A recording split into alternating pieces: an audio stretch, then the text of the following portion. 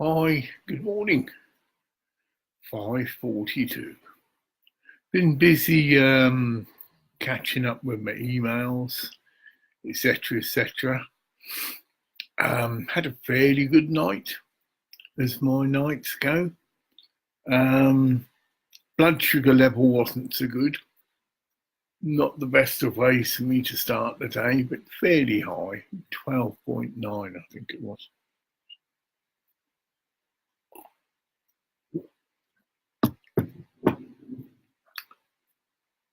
So we'll have to start looking at my diet.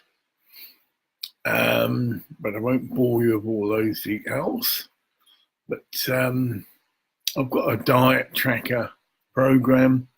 Very good, actually, because you can put in everything you eat during the day and get a fairly accurate estimate of the calories you've eaten. Hi, Slimy. And helps keep you on track, especially if you're overeating, which I do tend to do a lot. But I've cut out lots of things. I'll say myself. I used to love Heinz tomato sauce, but of course a lot of that is sugar. So I use very few condiments now. Black pepper I like. I'm eating tin foods, but like I shared yesterday, I bless them, so that's an ongoing experiment. It's mainly because of time and cost. Obviously, I'd love to be able to eat fresh foods, and the time it takes and the facilities I've got are very limited. Very small. I call my home more of a meditation come bolt hole. It does need a major clear out. I used to run a recording studio for people with disabilities called Shamanic Studios.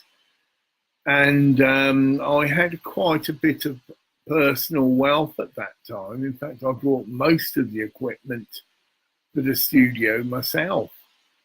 And I had a very big premises. It was, well, I would like to estimate the size, but big. It was it was in an industrial estate, so that was good because of the noise factor. There wasn't many people that lived nearby to be disturbed. But it was used as a DOS house. It was in very rough condition when I took it over. The council provided it free, and I was given a small amount of money for decoration costs, but I was getting quite a bit of publicity in the local paper, and because of that, thank you, got the local businesses to get involved. So we had it all redecorated, and we had a team of people that were on community service come in and decorate it. But it was nice. It was a dark blue, similar to this colour. So it had a really calming effect for when people came in. The ceiling was painted. Hi, thank you. Ooh, must have timed it right today. Was it Dr. John? Must have been right pleased, but the wrong time. With me, it's possible at the moment that's 3 people linked in. Oh, I barely seen mine. I generally come on earlier, and I think a few people have checked. Yeah, that's the idea. Psychological behind it. I befriend people. Obviously, I've never met them before, but we may have met in previous lives. Now, I had all this out on Facebook because I did go through a big phase. I don't now, maybe 4 or 5 people a day, really temperate, but it was really reaching out just to link into people. And you'd often get this little message, do you know such and such and such? So I would generally either tell a white lie and say yes, because, well, in my mind it wasn't. I felt I did know them, but it's a previous life. But eventually it got down to me communicating to the Facebook personnel. That's what I believed. That, well, you know, I may have met them in a previous life. I very much believe in past lives, blah, blah, blah, blah, blah. So it's a great way of spreading knowledge, is to stand up for what you really believe in. And especially in that case, because, you know, they were sending me these little warning messages. Do you really know? Because some of them were famous people. And you could tell that they had thousands of friends. You're meant to have a limitation on your friends. I don't know, whatever figure. But obviously, if you're someone famous, lots of people want to be your friend. And then I take it's up to the individual. They get back to the individual. And yes, I love you all as well. Yeah, that's great. 2 or 3 are gathered. You can put that in there, in my name, which I feel is what happens on Facebook all the time. If your main impetus is to spread and try and raise spiritual awareness, and that is not necessarily promoting your own thing, because for me it's changing all the time. I believe in staying open, and I've been into so many things. It's not true, but I do believe that connecting in to religions is good. I mean, so far this life, it's Christianity, Hinduism through Krishna consciousness, and these are all living examples of the faith. So Christianity was the Jesus Fellowship Church, and they live it 24 hours a day. It's a community. Actually, how the early Christians used to live, but there you go. You wouldn't know that from most Christians. It's a club they join, but anyway, no, the early Christians were the first people that lived, in a sense, not the first, but after the earliest people that practiced living in community, sharing everything, common verse. And it's actually taken from the book of Acts. And you can read it, it's all there. They had it, shared everything in common. But we used to get persecuted. But if anything, the strictest, should I go down that road? Well, it's a viewpoint. Very strict sexual control, if that's the right word. The house that you could live in would have a couple of married couples. Then you'd have celibate brothers, celibate sisters, i.e. single people, not necessarily taking a celibate vow, but were just that as a circumstance, single. And of course, when this was going on in their day, I say their day, we're looking at 2,000 years ago, they did stand out within the community. And were obviously persecuted then. Anyway, that is, I'm being told, a negative conjecture. So I'm going to terminate that and continue. What I'd really like to talk about is planetary healing. Now, my viewpoint is that we should all, whatever spiritual path we're on, be giving some of our time to considering, you could call it a meditation, I suppose it is, because it will come from within, of how we can help heal the planet. And we can all do this in our own various ways. I'm particularly excited about the Bosnian pyramids discovery. Very excited about the water that passes underneath and has been passing underneath these pyramids. I say pyramids, plural, I believe there's 5. But at the moment, it's the main pyramid is called the Pyramid of the Sun. if it is, which I personally believe it is, a pyramid, it's larger than the pyramids of Giza, and so it's probably, and it's also virgin in the sense it's only now being uncovered. It's all being done openly. Scientists are more than welcome to stick their oar in. In fact, that's the way it's going. That everything about this pyramid is going to be high scientifically investigated. Oh, scientists are, like I say, welcome with open arms. Bring your instruments, bring your measurements, equipment, because it's never been done before. Apparently the pyramids in Giza, the government have clamped in, and the amount of bureaucracy and whatever you have to get access to the pyramids in Egypt is nobody's business. But this is like, dare I say, the people's pyramid, because it's ordinary people that are now going there and working on it, which of course they gain the benefit, which there has been immense healing has been going on just by people entering into the tunnels underneath the pyramid and working on them.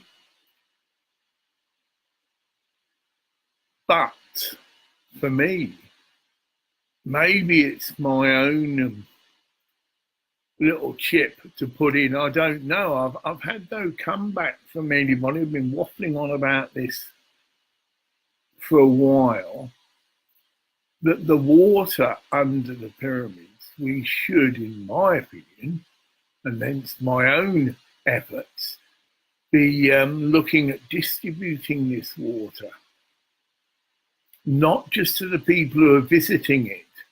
Yes, you could say there's perfect argument for that. But if this water has planetary healing capabilities, then it needs to be got out and distributed all over the world. And they're not going to do that just by the people that come and visit, because if you watch the videos, you see there are certain countries no one's ever been there.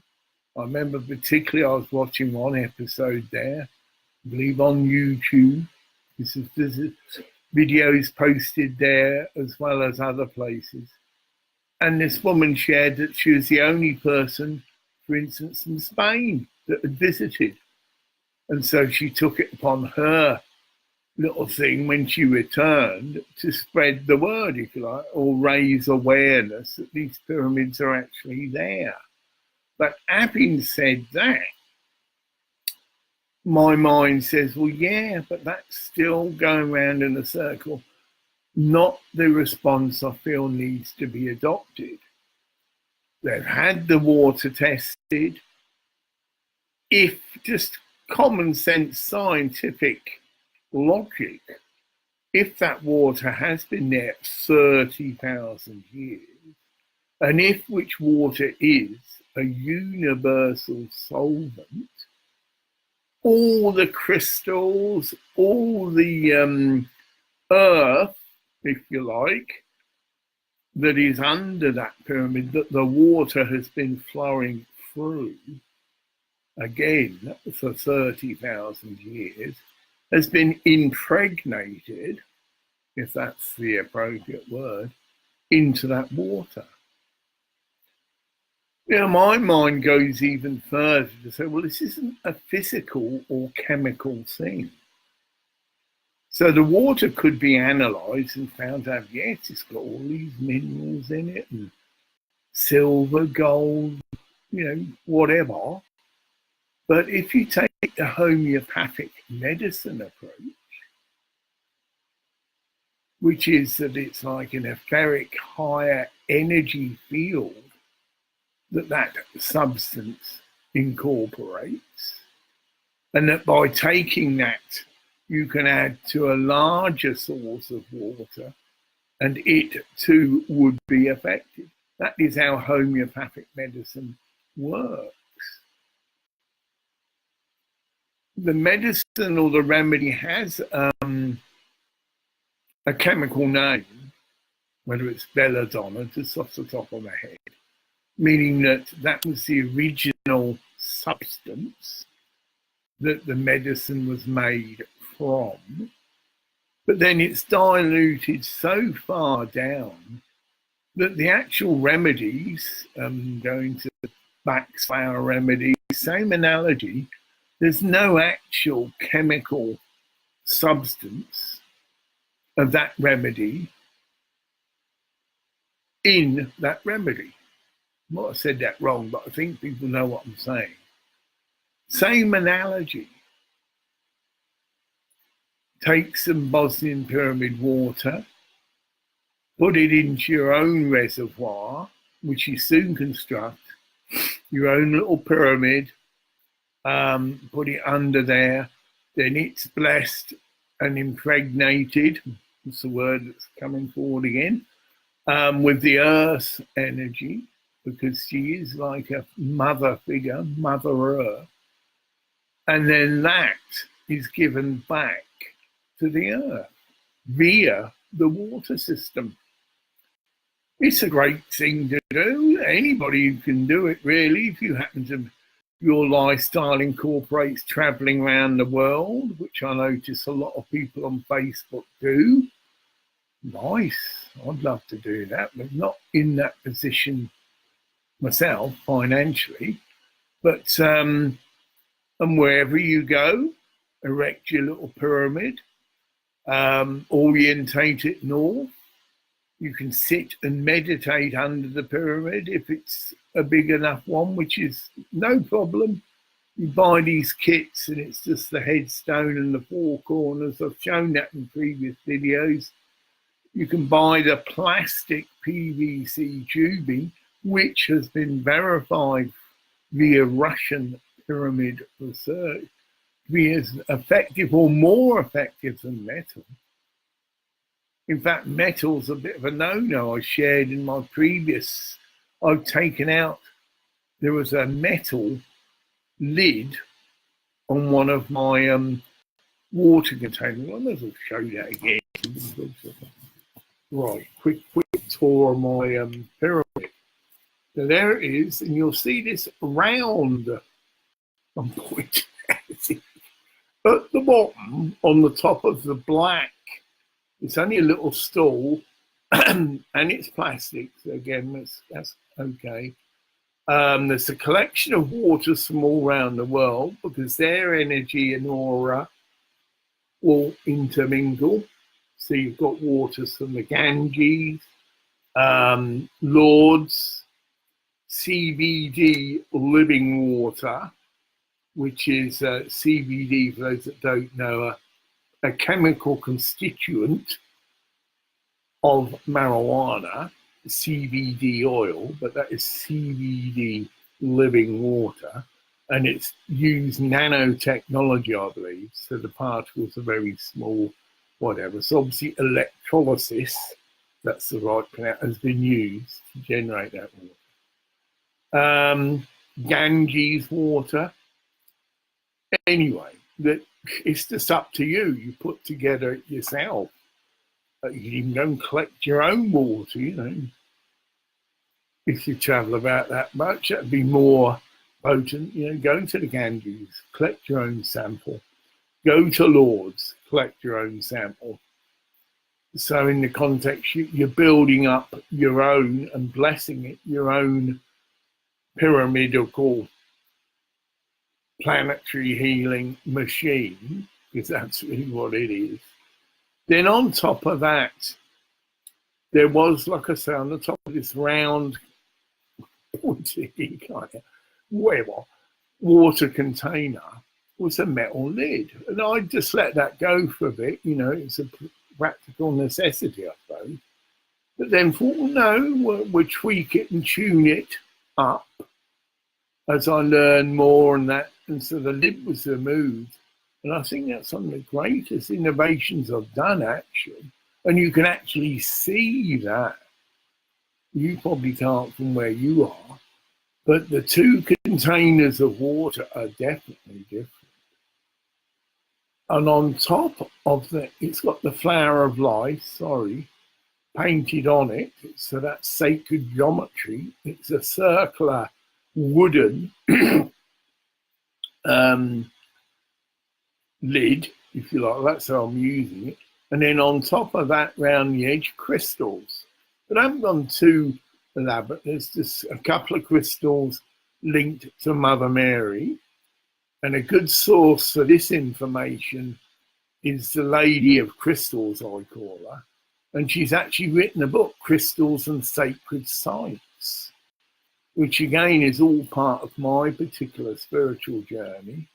Because I used to do a thing called healing mandalas, and the technology in that simply, or not too elaborately, is that a photograph of a sacred site incorporates the energy of that sacred site. This is the Native American Indians and various, in inverted commas, exclamation mark, primitive tribes, indigenous, I believe is the correct term, don't like people taking their photographs because in a sense you're stealing their energy. So the same analogy, a photograph of a sacred site can then be incorporated into a design, and using our computer technology can, through various other layers, i.e. sacred prayer flags were incorporated, crystals were incorporated, and healing substances. I did actually a healing mandala on CBD oil, and it had CBD oil in a little dish incorporated in. But then all that photograph of that is then imported into software, and it's manipulated, and you couldn't actually obviously see everything that was there. You couldn't see the photograph underneath, but it was there, and its energy was there, and all through the your own inspiration and intuition, because obviously it's just imagination goes by. It's just based on a PowerPoint. So based on a photograph of any particular sacred site, Puna, for instance, if that's a particular sacred site for you, then a photograph of Puna at the bottom, and then other religious artifacts, crystals can all be added, put in the mix, blessed, sent with love, and turned into a very nice mandalic design, meaning that the picture generally does draw people into the center. There's the centerpiece. And I was posting these on Facebook, and hence I think that's the main reason I accumulated, because I couldn't meet them all and didn't, because people are falling there. I befriend people and I'll willingly chat if it's available and you can do that. Video conversation, yeah. I'm not into all this texting. I only one finger type. So my way of making friends is just sending someone a healing mandala. They liked it. And then I just put in with that a general opinion. Well, I don't know how I did it, but just friendship request. And generally, that's it. If people liked, so I post the mandalas, people would like them and just share that I liked, and then I'd contact back and make an appeal for friendship. I'm going to put this back because it's doing me. You see other things, the water, picture of the Zohar in the background there, picture of Jesus on the top. But the whole of this room is completely surrounded with sacred books, teaching. It is like a powerhouse, really. There's also other stuff on this. It is just literally a shrine. There's two big tables. It's only a small room anyway. Books, tankers on the wall. up on the ceiling, completely surrounded, and of course the pyramid, which is orientated north. So you can construct your own pyramid wherever you are, wherever you travel. You could get one big enough for you to actually just sit under and meditate under. Not advised to stay under the pyramid all the time, although there's quite a bit of interest in that. People have a pyramid over their bed. I'm not quite that level, or don't do that, but I do have a pyramid up in my loft, and that obviously influences the whole of this space, and the energy is being drawn up through the whole of this space. And you can see outward signs of the effectiveness of the pyramids that I have here. My garden, well, you know, I shared that before, but I've got this hedge plant designed to be used just as a border hedge, and it's like a tree. It's over 25 or whatever feet high, grown out and up. Really lush growth, and so lush that you can smell the fragrance of the plant. It probably is that sort of plant, but it really is noticeable. So I often sit out next to that. Literally, I'm touching it, you know, and that surely has a healing effect. And the whole environment around the garden has turned into a wild sanctuary. Things have just been left to grow. There's no weeds in my mind. Every plant has a function. The insects are prolific. They're butterflies when it's in season. And the birds, I have a bird feeding, two ground feeding trays. One I'm getting that's going to be shouting because we do get a little bit of rain. And a bird bath, which also they can use for drinking.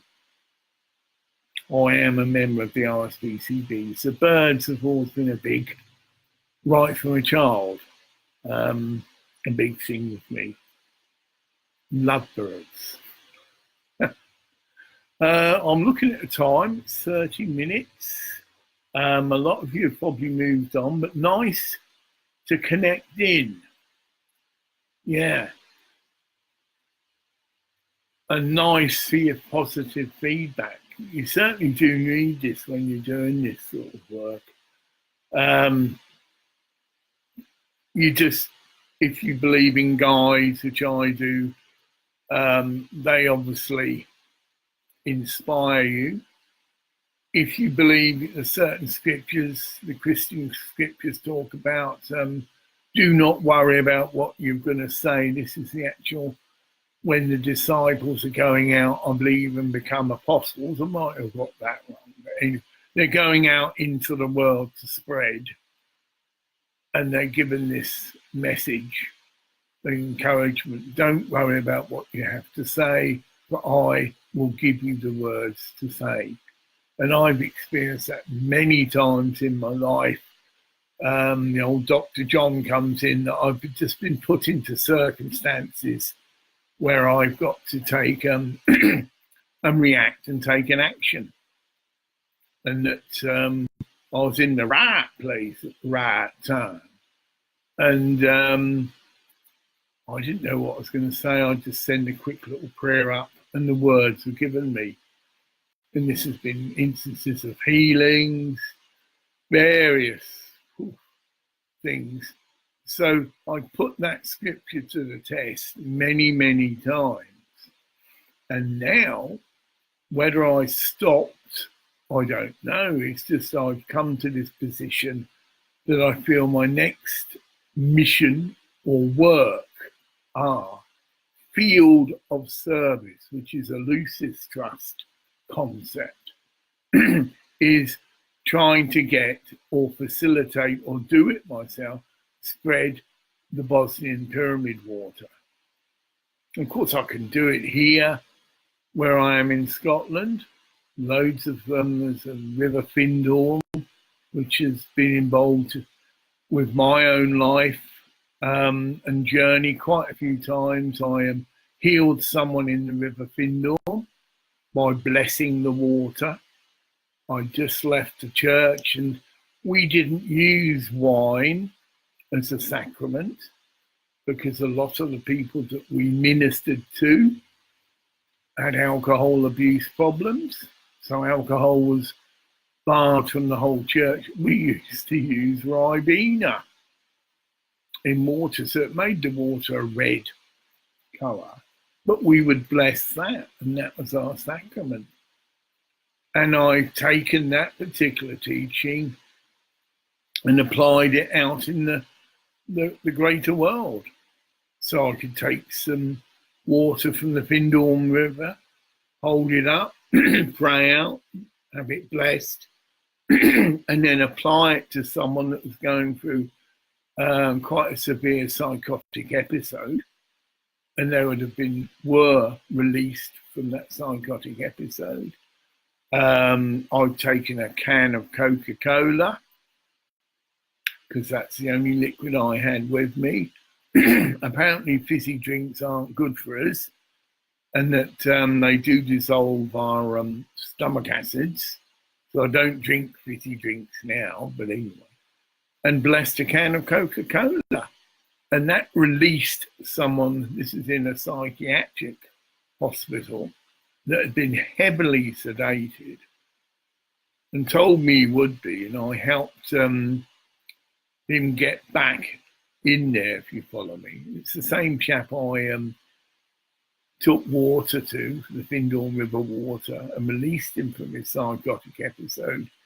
He then concluded that he needed to go back because he'd done a runner from the psychiatric hospital to go back. So we walked together, and anyone that knows the Findhorn area, we went to, I believe, the Kimberley Arms pub, and he got me to phone the police, which I did, and they came and picked him up very peacefully because he completely come down. He wasn't paranoid or anything, but he did give me some money and say, please come and visit me.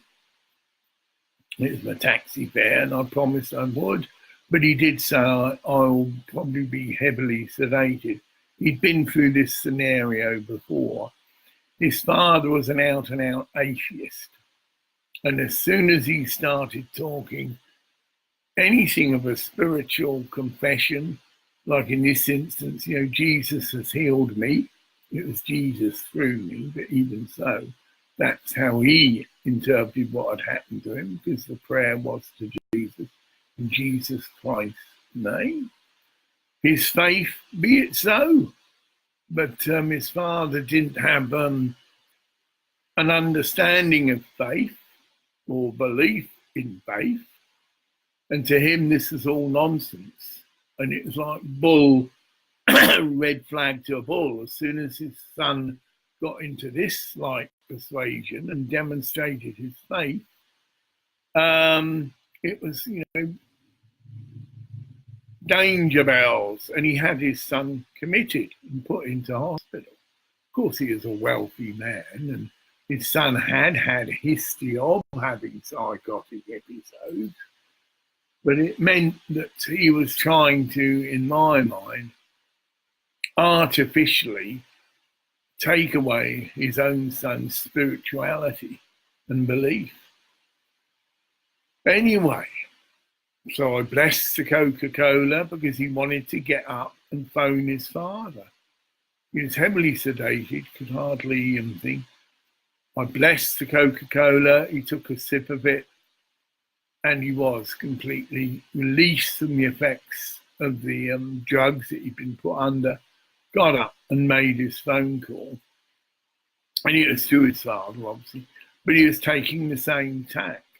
No, it's true, Father. Jesus has healed me. I'm okay. Blah, blah, blah, blah, blah. Came back. His father obviously immediately rang back the ward, and the nurses come in all in a panic, and I got as good as accused of administering some drug to him which had affected the effectiveness of the drugs they'd given him. I hadn't, and but it has threatened they're going to get the police in. That would have been, I wish I'd, there you go. Had I stood my ground, and it would have been an amazing testimony of faith, because they could have analysed the Coca Cola, seen there was nothing in it, and it was just our word against theirs. Well, they had the evidence. He did get up. He did make a phone call, but immediately they injected him again with the same chemical whatever, and of course I left. So, pyramid water. There's only so much I feel I can say. I'd obviously will try again to contact the man who discovered these pyramids. I've done a little video all about what I feel the potential of the water is, how it should be, if there is restrictions of it being sent around the world, you know, people act as distributors. Obviously they'd have to charge some money, but that could very easily be set up. Admittedly, you could say it's going to take away potential business for them, because people don't necessarily then, but that's the whole idea, have to actually go to Bosnia to physically acquire some water. When even if they had to do that, it's still not going to be as effective and as swift as various people setting up all over the world and acting as a distribution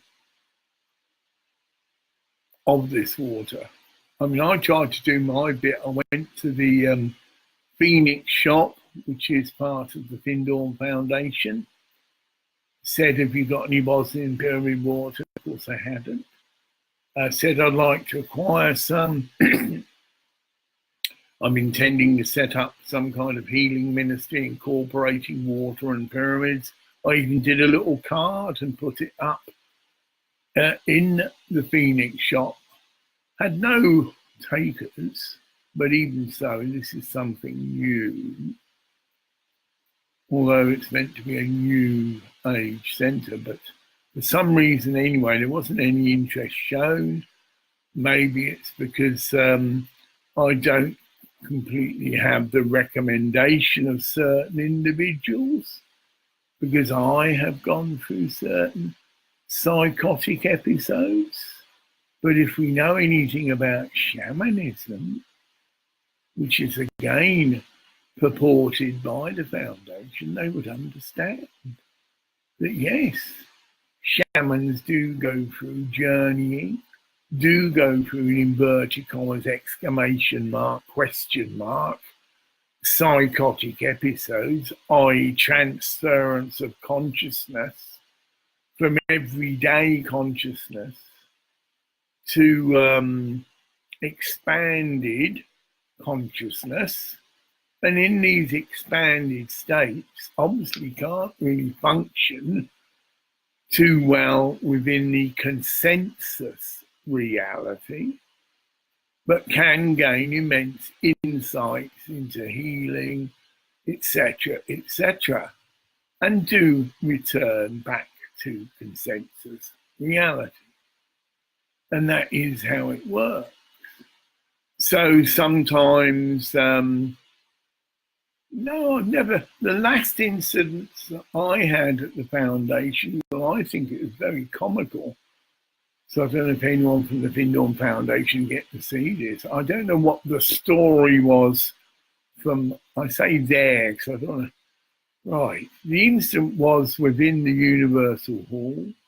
I was making a video, like I'm doing now.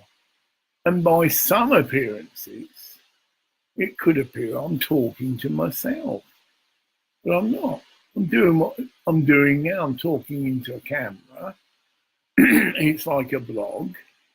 And on one level, I'm perhaps actually knowing who is going to see this. It's not actually me, but the spirit, if you like, or whatever's prompting me knows that.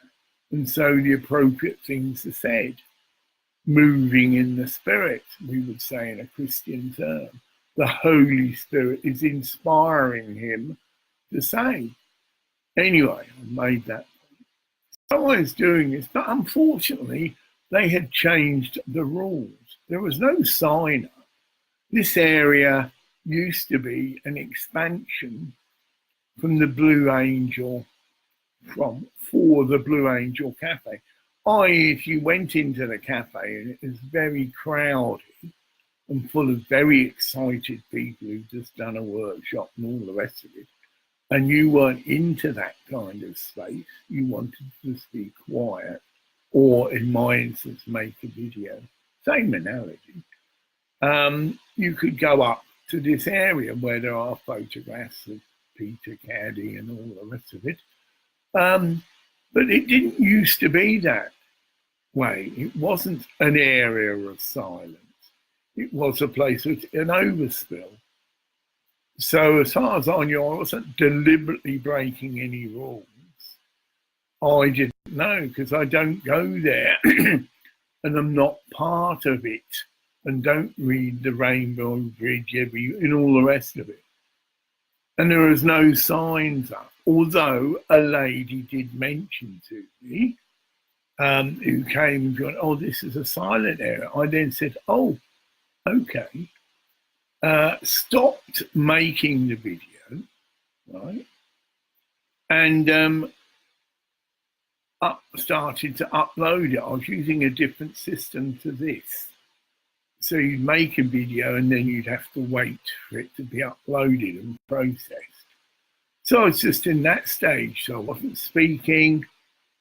A chap came up and joined me at the tail end of it. I was just finishing off and I thought, well, it'd be a nice live feature, but he didn't want to be filmed and he shared his name. I said, well, can I just know who you are? Because he was then part of the process, 2 or 3 gathered, right?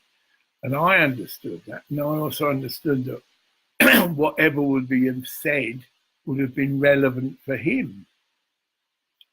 And I mentioned something about, have you had, I said it in a comical way, but a way that he could, any psychiatric problems. He didn't say yes, but he also didn't say no. So I just shared a bit about that. He didn't stay long and he left. Like I say, he didn't want to be in. He shared me his name, which I can't remember now, but it was his own made up name. But that's what I shared on the video. Well, that's what he wants to be called, he said.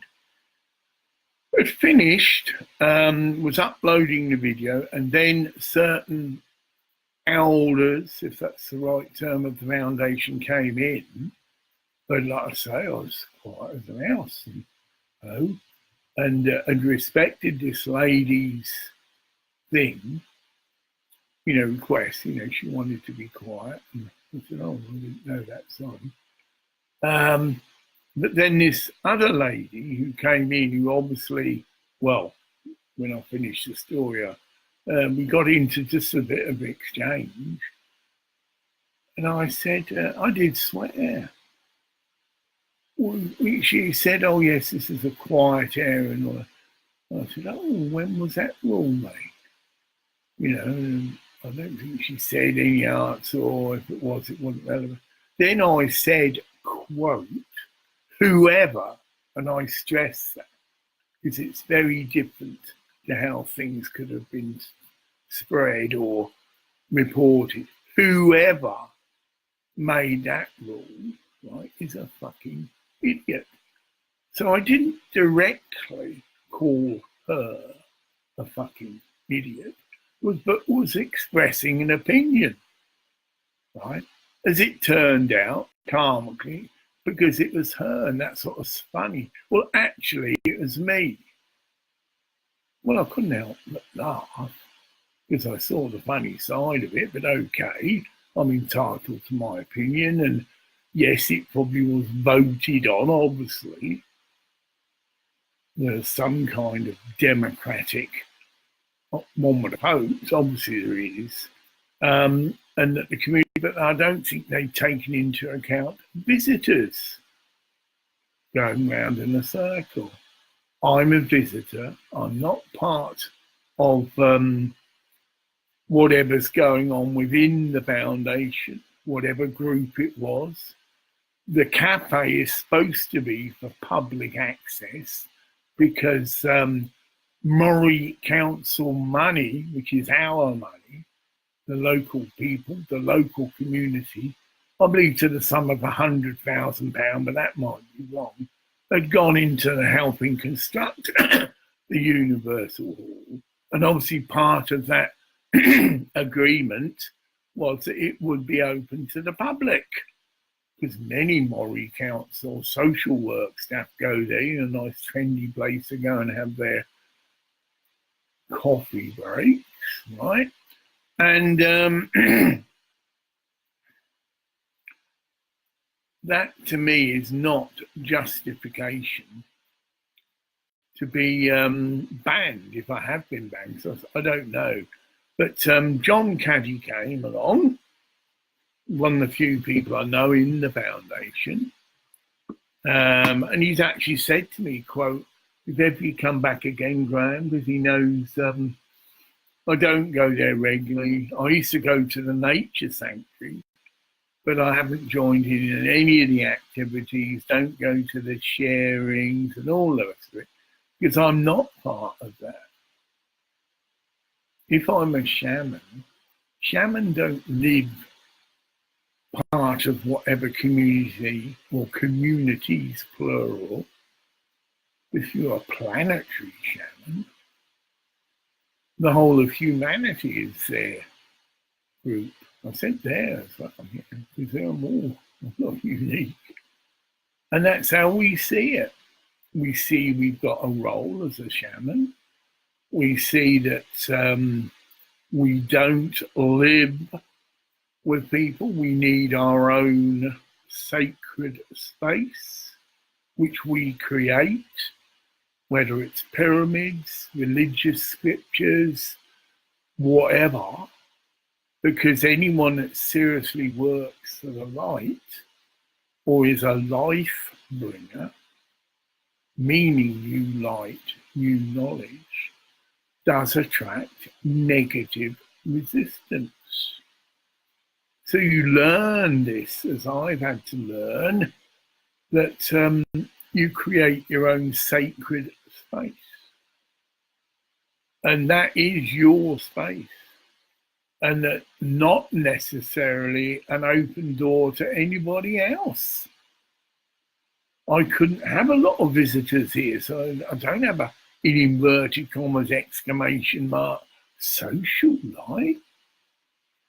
Oh no, if someone comes here, within minutes, I would assess by prayer and put a, do you need healing? And if so, I can give you some healing if they're open to it. I can now, through the technology of pendulums, not waste my time on people who aren't open to receive. Very much the scriptures have been impressed upon me, quote, he could do no good works there because of their unbelief. Now, you could argue that's a perfect cop out for an ineffective healer, no. That was said about Jesus. He could do no good works there because of their unbelief. Whether they projected onto him, or that's just Jesus the carpenter's son, blah, blah, blah. And of course he'd left, but come back to his home vicinity, village, whatever area where he was known. That's a universal karmic law. And so I would encourage anyone who moves in real spiritual healing that you do get a pendulum. And one of the major things you ask, is this person going to benefit from my particular healing modalities that I move in. And if you get a no, then you have to share with that person, sorry, I can't help you. And if they want to know why, you can say, well, I feel it's perhaps you don't actually believe that anything's going to happen, so it won't. Psychosomatic in reverse.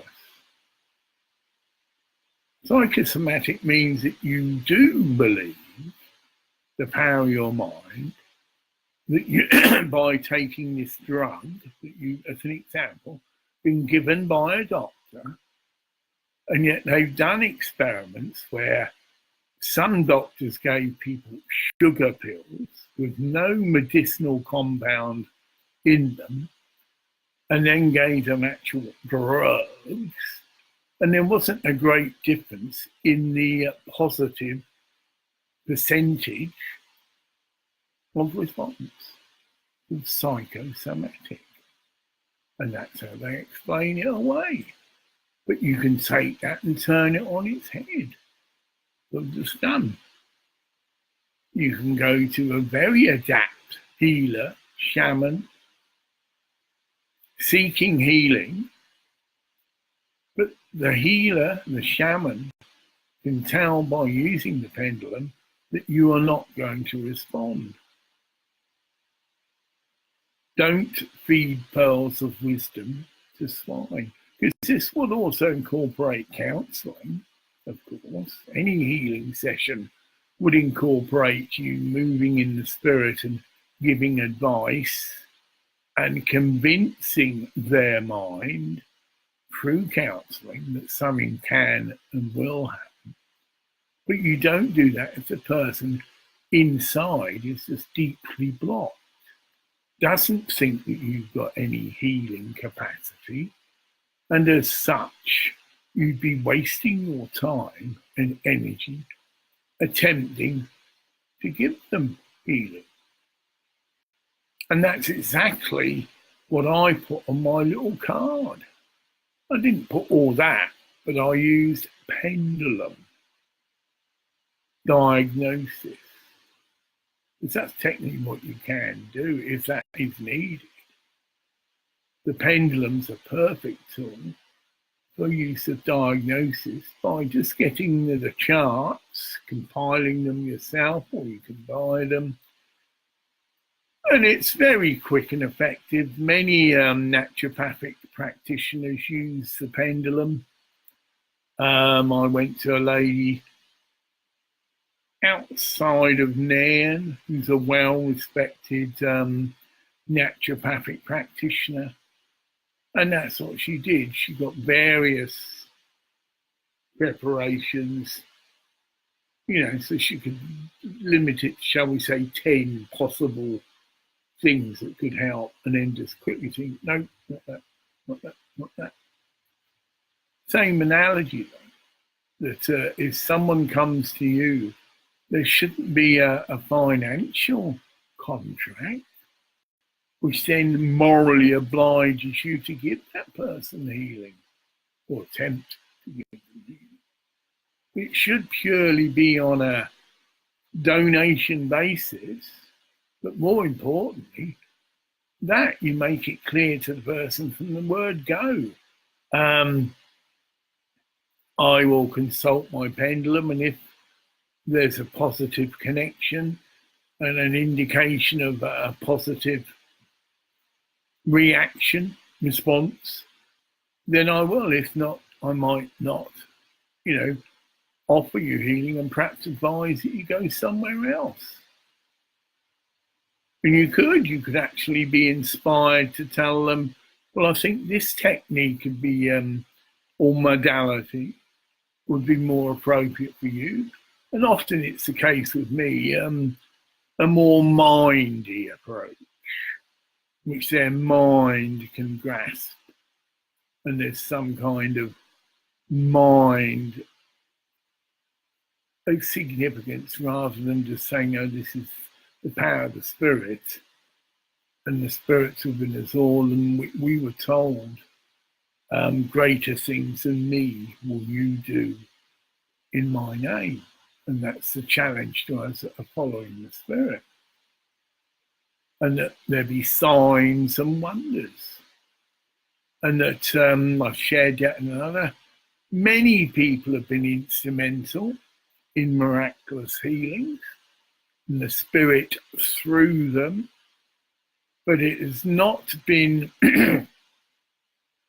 promoted. Very few people, for instance, approach the Pope, which you have to do, who've done miraculous healings, and you'd end up getting accredited by being a saint, which perhaps isn't quite the right way to go about it. But certainly for those of us that can and do and have moved in miracles, we ought to propagate that.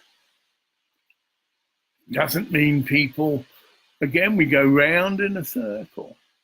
Suddenly you get 100 people who, just because they've come across this testimony, and you suddenly acquired a reputation of being a worker of miracles. Only 10 of them you might actually give a healing session to, if that, because you'd have that up front, as I did, that pyramid diagnosis.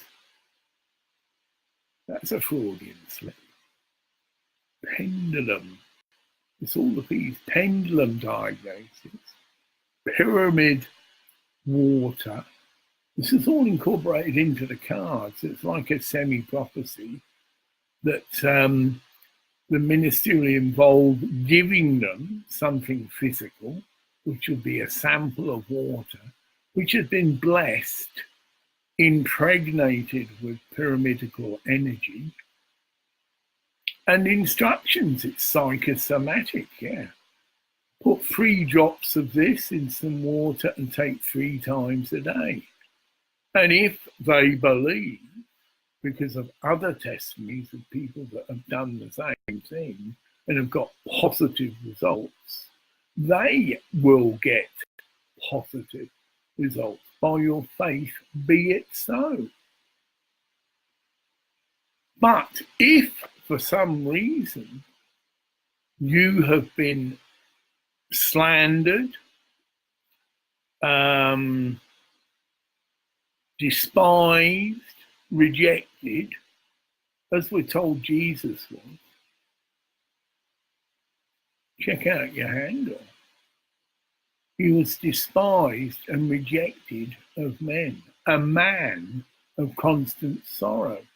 That sounds like someone that might have a condition called manic depression, that at times they can be ecstatic, but other times go right down into the pits, because people are projecting, I believe, onto you their own negative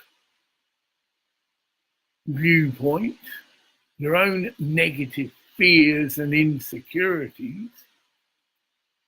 They might be practicing a healing modality, but it's all mind. Some people it might work. Like I say, the psychosomatic. For some people, though, no. And it's not instant. Oh, come back for another session. Yeah, that's £50 an hour. Oh, I think we need to do some more work. Again, a mind-time approach. Healing of the spirit's instantaneous. You might have to go off and the shaman might give you some advised life-changing things, like it might be worth you looking into a vegetarian diet. It might be worth you cutting down on your sexual habits, or having relationships with 4 or 5 women in a week. You know, oh, we're in love. Well, no, we're not. We're in love with someone else now, whatever. And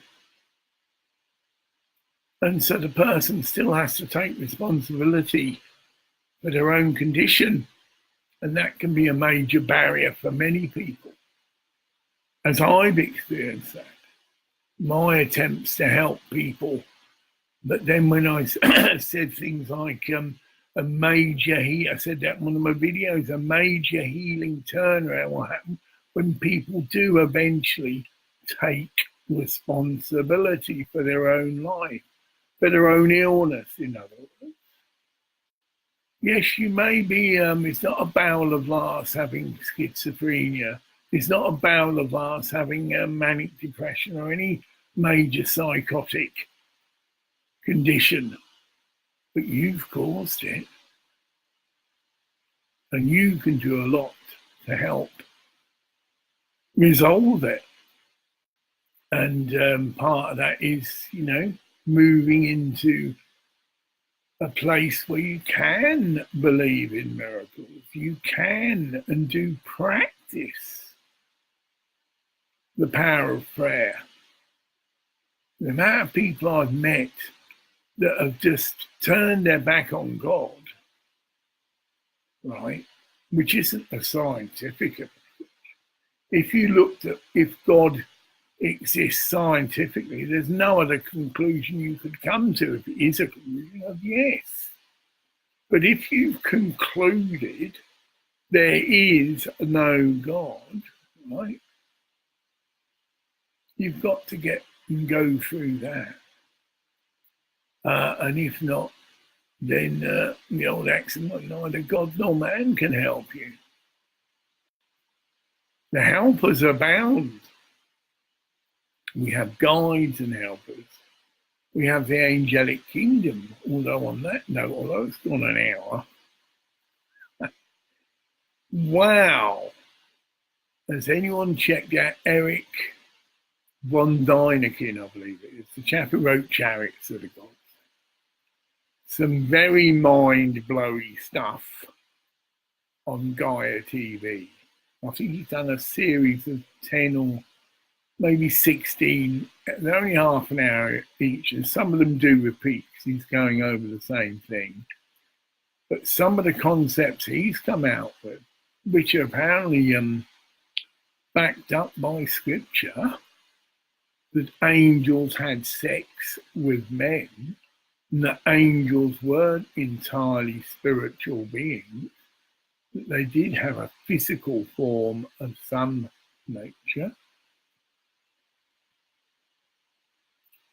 And so the whole thing of putting angels on some pedestal, which we're not supposed to do anyway,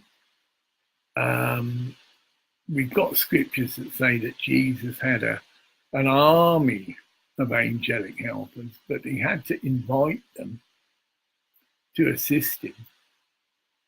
And that was his karmic choice not to. The Garden of Gethsemane thing comes to mind. I did an agape about this, but people conjecture, well, he could have called the angels in, and that he could have, stopped being himself being crucified, as an example. And then we have the example of one of the apostles trying to talk him out of it, which is what I use in this agape I did. And then I very loudly, because that's what obviously happened, he rebuked the devil, which we can conjecture as being an angelic presence, a thing, but negativity, shall we say. And this person was being impressed by negativity and trying to talk Jesus out of fulfilling his divine destiny. And Jesus responded with a very loud outburst of anger and rebuked the devil, which ties in with another scripture that even the elect will be deceived, which ties in with other concepts that we are in the tail end of Kali Yuga. Although some of us, maybe, the bringers of life, the life bringers, the light bringers, I share that just to finish this off. That is my virtue name, given me by a Baptist church over 28 years ago, life bringer. And I've had ministries of ministries, which is another, not necessarily just Baptist church initiation come experience, but it's the next step on, if you follow me, from baptism, where that's your personal initiation. And then you go on to have ministries for ministries, which is all witnessed by your brethren. So people who've observed you, who live with you, and it's agreed that you've moved in these various spiritual gifts. And sometimes you can be given prophecy about gifts that you will move into in the future. So it's like a CV, basically. I mean, even though I no longer attend this church, it's all on record, and I've got a written copy of it, and I've done a video about that.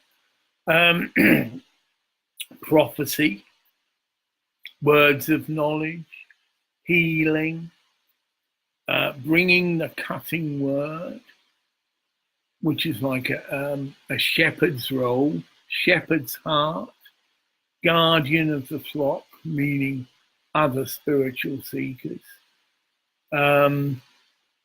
which sometimes I've had to move in. And a lot of people who aren't mature enough to understand this have seen it in a very negative connotation. Oh, he's lost his plot. He was angry. Jesus got angry. Oh my God, yeah. Not just the rebuking of the devil in the Garden of Gethsemane, the throwing out of the money lenders in the temple. Must have been demonstrating a lot of energy and power when he did that. No one would dare touch him. It's not quite the same point, but it does show that he did have a known history of magical, miraculous happenings. The amount of times he escaped being caught, where people had tried to physically grab hold of him or constrain him. It said, the word used, he just slipped away into the crowd. Many attempts were made prior to him actually being crucified for him to be removed. He was a thorn in their sides. He undermined the so-called religious authorities and was there to genuinely set people free to become your own religious authority. And on that note, thanks anyone that may have stayed. That's good for me. I mean, when I first started this work, and I've had a few attempts. I mean, obviously, it went on for hours, and I realise now that it was, but it's probably just a cleansing necessity for me.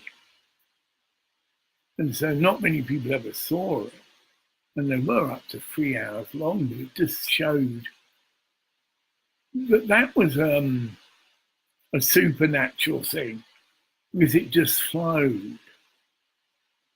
And it's a demonstration of that scripture. I will give you the words to say, but maybe a lot of it was just for myself. As was the case, I'd come out with things that would blow my mind a bit, and I'd have to go back and check it out.